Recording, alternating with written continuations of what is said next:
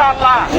কিন্তু কোনো অন্যায়ের সাথে আপনারা যদি আপোষ করেন, এই জাতি আপনাদেরকে ক্ষমা করবে না। আমরা আশা করব তারা কোনো অন্যায়ের সাথে আপোষ করবেন না। তারা ন্যায়ের উপর প্রতিষ্ঠিত থেকে জাতিকে তার অধিকার ফিরিয়ে দিবেন। এই অধিকার ডাকাতরা 15.5 বছরে কেড়ে নিয়েছে। আমরা চাই সেই অধিকার জনগণের হাতে তুলে দিতে।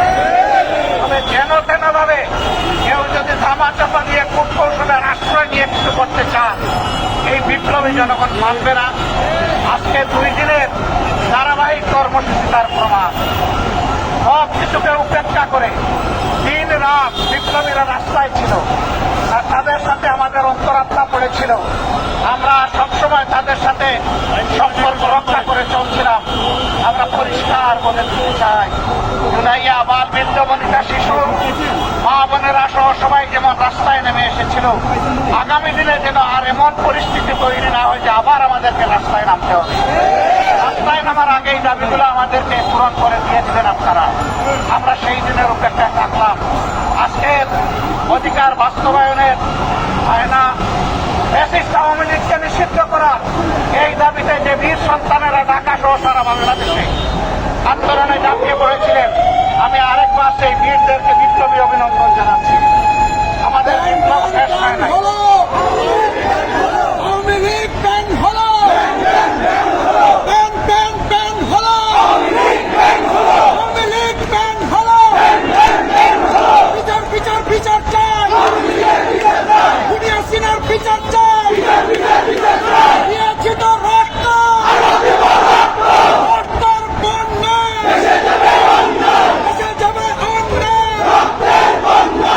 জাতি একবার রক্ত দিতে শিখেছে, সেই জাতিকে কোনো কিছু দিয়ে তো মানা যাবে না।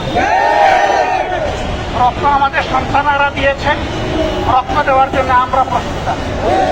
তারপরে ইনশাআল্লাহ এই জাতির অধিকার মহান আল্লাহ সাহায্য নিয়ে আমরা আদায় করে ছাড়ব। সবাইকে বিপ্লবী অভিনন্দন। আজকের মতো এখানেই শেষ। রাজপথে আন্দোলনে আবার দেখা হবে। জনগণের অধিকার মনে করেন জাতির সাথে বেইমানি করছে, তারা মনে করেন 71-কে হার মেনে দিছে। এই যে 71-এর কত ছেলে পেলেকে তারা মারছে, এই যে হত্যা জঙ্গ চালাইছে, তার অনেক কর্মকাণ্ড ভালো থাকলেও এই যে এই কর্মকাণ্ড দিয়ে তার সবকিছু মানে ঢাকা পড়ে গেছে, বুঝলেন। শোকের সময় জাতির সাথে থাকে।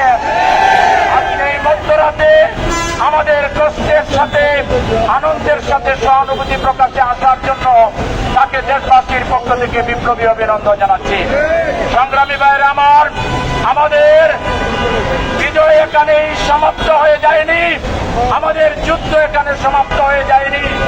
বাংলাদেশ থেকে বেশিরভাগ চূড়ান্তভাবে নির্মূল না হওয়া পর্যন্ত আমাদের লড়াই, আমাদের সংগ্রাম, আন্দোলন অব্যাহত থাকবে। না, আওয়ামী লীগ একজন খুব বৃহত্তর দল, এখন নিষিদ্ধ করা হয়েছে ঠিক আছে, কিন্তু তার অনেক উন্নয়নমূলক কাজে ঠিক আছে, কিন্তু এই নেতাকর্মীদের যে দুর্নীতি, এই দুর্নীতির জন্য তাকে হয়তো নিষিদ্ধ করা হয়েছে। বাংলাদেশের 18 কোটি মানুষ মনে করে যে আওয়ামী লীগকে নিষিদ্ধ করা প্রয়োজন।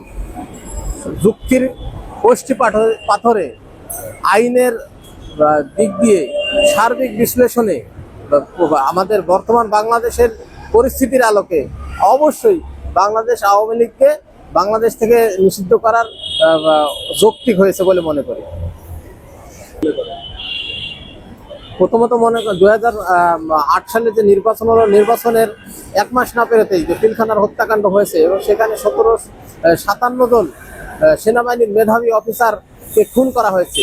এই পিলখানা হত্যাকাণ্ড কোনো বিদ্রোহের ঘটনা, এটা পরিকল্পিত বিদেশি গোয়েন্দা সংস্থার তত্ত্বাবধানে এদেশীয় রাজনীতিবিদদের হিংসার্থ চরিতার্থ করার জন্য আওয়ামী লীগের ক্ষমতাকে টেকসই করার জন্য এই হত্যাকাণ্ড ঘটনা হয়েছে।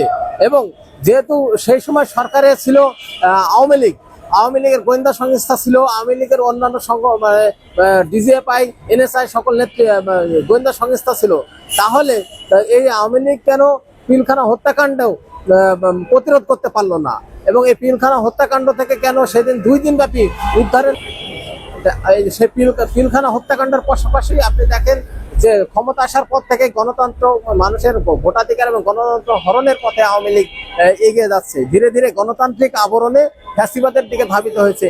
যেমন 2013 সালের 5ই মে হেফাজতের যে সমাবেশে যে মাস্কিলিং করা হয়েছে, সাধারণ আমাদের হাজার হাজার আলেম ওলামাকে হত্যা করা হয়েছে। একইভাবে পরপর 3টি নির্বাচন, একতরফা নির্বাচন করা হয়েছে, প্রহসনের ডামি নির্বাচন করা হয়েছে, যেখানে জনগণ দিনের ভোট রাতে হয়েছে, জনগণ তার ভোট দিতে পারেনি।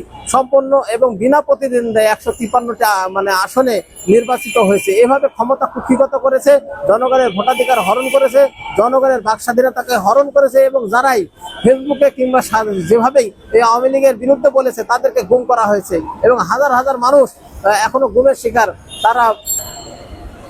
এবং সেই 17 বছরের ধারাবাহিকতায় বাংলাদেশের আপামর জনসাধারণ বৈষম্যের বিরুদ্ধে, শোষণের বিরুদ্ধে এবং মানে অমানবিক আচরণের বিরুদ্ধে জনগণরা ঐক্যবদ্ধ হয়েছিল, তারা রাজপথে নেমেছিল। তারই ফলশ্রুতিতে 36শে জুলাই আওয়ামী লীগের পতন হয়েছে, আওয়ামী লীগের গর্ব অহংকারের পতন হয়েছে। বাংলাদেশের মানুষ স্বস্তি পেয়েছে, বাংলাদেশের মানুষ এখন গণতন্ত্র চাই, বাংলাদেশের মানুষ চাই এক সুন্দর শক্তি। বর্তমান রাজনীতি প্রেক্ষাপট হিসাবে হয়তো তাদেরকে স্থগিত করছে, কিন্তু আওয়ামী লীগ নিষিদ্ধ করে নেই। কারণ নিষিদ্ধ তো আমি করতে পারবো না এবং সরকারও করতে পারবে না। এটাকে একমাত্র নিষিদ্ধ করতে গেলে এটা হলো হাইকোর্ট বা আদালতের বিষয়। এখানে আমার মতামতের কিছু না, এবং সরকারেরও মতামতের কিছু খুব একটা গুরুত্ব আছে বলে আমি মনে করি না। তবে যেহেতু আপনি আমাকে প্রশ্ন করছেন, যদি এটার কার্যক্রম স্থগিত থাকে, তাতে আমাদের সাধারণ মানুষের খুব একটা আনন্দেরও বা খুশি হওয়ার বড় কোনো বিষয় না। আমি 71 সালের পর থেকে যেটা দেখছি, এই নিষিদ্ধ এই আওয়ামী লীগও চেষ্টা করছিল জামাতকে বাদ দেওয়ার জন্য, অনেকগুলো বছর অনেকভাবে চেষ্টা করছিল জামাতকে বাদ দেওয়ার জন্য। এটা আপনারাও ক্যামেরার মধ্যে অনেক খবরে আমি দেখছি। বড় কথা হলো আমরা মূল জায়গাটায় কিন্তু যাচ্ছি না। রাজনীতি চলতে কিন্তু ভুল পথে, এই ভুল পথে রাজনীতি চলার কারণে আমাদের যে মহামারী, বর্তমানে একজন সাধারণ মানুষের কিন্তু আয় নাই, সেদিকের কিন্তু সরকারের কোনো লক্ষ্য নাই। এই যে অনেক লোক, অসহায় মানুষ, বয়স্ক মানুষ রাস্তায় শুয়ে আছে, সেদিক কিন্তু আমাদের কোনো, যারা দেশ পরিচালনা করছেন তাদের কোনো লক্ষ্য নাই। যেমন মনে করো আওয়ামী লীগ যখন দেশ চালাচ্ছিলেন, আওয়ামী লীগের যারা দেশ চালাচ্ছিলেন তারাও বঙ্গবন্ধু বলছিলেন দুঃখী মানুষের মুখে হাসি ফোটাবেন। শেখ হাসিনা দেশ চালার কারণ যতদিন সময় পাইছেন সেও কিন্তু তার বাবার কথা রাখেন নাই এবং দুঃখী মানুষের মুখে হাসি ফুটাইতে পারেন নাই।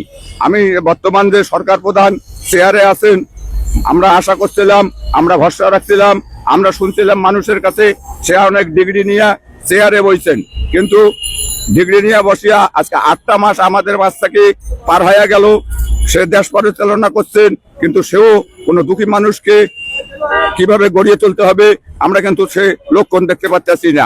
আওয়ামী লীগ কি বাদ দিল, বা আওয়ামী লীগকে বাদ দিলে কি হবে, বা আওয়ামী লীগের বিচার করলে কি হবে, তাতে কিন্তু আমাদের সাধারণ মানুষের এলে বড় কোনো বিষয় না। ধরে নাও আপনার ক্যামেরায় যদি আমি বলি কালকে আওয়ামী লীগের 100 জন লোক মারি ফেললো, তাতে কি আমাদের ভবিষ্যতের চাকা কি কোন দিকে ঘুরবে, এটা কি এটা বলতে হবে।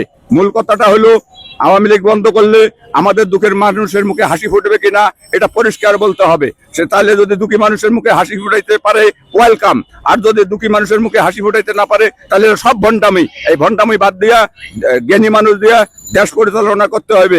একজন জ্ঞানী মানুষের কাছে সরকারে যারা আছেন তারা যেন বিচারকে ত্বরান্বিত করে মানুষের প্রতি সম্মান প্রদর্শন করে। যারা সরকারে আছেন আমরা জানি, আমরা এই সবাই মিলে তাদেরকে বসিয়েছি, যেহেতু জনতার আকাঙ্ক্ষা বাস্তবায়নের এই সরকার, কাজেই কোনো চোখ রাঙানির উপেক্ষা না করে তাদেরকে জনদাবির প্রতি সম্মান দেখিয়ে সবগুলো ন্যায্য দাবি পূরণ করতে হবে, খুনিদের বিচার করতে হবে। এদেশের মানুষ খুনিদের উপযুক্ত শাস্তি দেখতে চায়। আমরা বলবো না ফাঁসির কাস্টে ঝুলাও, কিন্তু যার কপালে ফাঁসির কাস্ট আছে তাকে ঝুলাতে হবে। আমরা ন্যায় বিচার দেখতে চাই, আমরা অন্যায় বিচারের মাধ্যমে কারো শাস্তি হোক এটাও আমরা চাই না। আবার কেউ যাতে ন্যায় বিচারকে ফাঁকি দিতে না পারে সেটাও আমাদেরকে লক্ষ্য রাখতে হবে।